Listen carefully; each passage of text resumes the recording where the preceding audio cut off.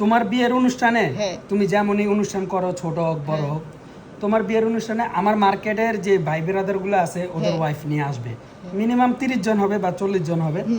হ্যাঁ, এই 40 জনের ফ্যামিলি হয়তো বা 20টা বা 25টা ফ্যামিলি, 25টা ফ্যামিলি মিলে 40 জন হইতে পারে। তো ওরা আসলে ওদের যে খরচটা, তোমার বিয়েতে খাবার দাবার যে খরচটা হবে ওটা আমি তোমাকে দিয়ে দিব। আর ওরা এক এক ফ্যামিলিতে মিনিমাম হলে তোমার 5-এর উপরে টাকা দিবে। হ্যাঁ, তো ওরা যে অ্যামাউন্টটা দিবে ওই অ্যামাউন্টটা তুমি আমার দিয়ে দিবা। তুমি যে কি বড় ব্যবসায়ী, তুমি চাইলে আমারে বলতে পারতা যে মামা ওইখান থেকে মনে করো যদি প্রত্যেক ফ্যামিলি 5,000 টাকা করে দেয়, তুমি ওইটা আমার 2,000 কিংবা 2,500 এরকম কিছু একটা সামথিং দিতা। তুমি ডাইরেক্ট 5টারে কোপ দিয়ে দিলা। মামা তোমার মানে বিয়ের ওই খরচটা তো আমি পুরোটা দিচ্ছি। বিয়েটা আমার হইতাছে। হ্যাঁ, ওই যারা আসবে তারা এনজয় করার জন্য আসবে কিংবা একটু দেখতে আসবে, একজনের বিয়ে খাইতে আসবে।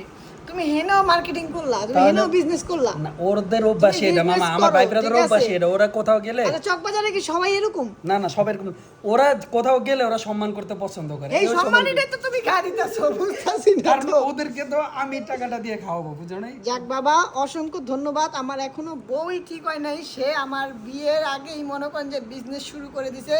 মানে চিন্তাধারাটা ভালো হয়েছে, বাট আল্লাহ বাঁচাইছে ইয়াসিন মিথিলা গবিয়াতে এই ব্যবসাটা করো নাই। যদি এই ব্যবসাটা করতা অনেক টাকা কামাইতে পারতাম। হ্যাঁ না না ভাই, করিনি। আমার কয়জন আসছে ভাই? মামা ছি মামা, আমি মাত্র 2-3 জন গেছি।